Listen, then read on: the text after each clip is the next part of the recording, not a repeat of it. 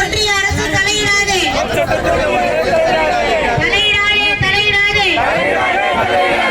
சொத்துக்களில் ஒன்றிய அரசு தலையிடாதே.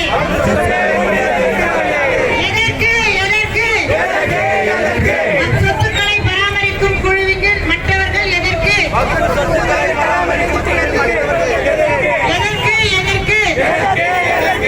சொத்துக்களை பராமரிக்கும் குழுவில் மற்றவர்கள் எதற்கு? ஆபத்து ஆபத்து. ஒன்றிய அரசால் சொத்துக்களுக்கு ஆபத்து. ஆபத்து ஆபத்து. ஒன்றிய அரசால் சொத்துக்களுக்கு ஆபத்து.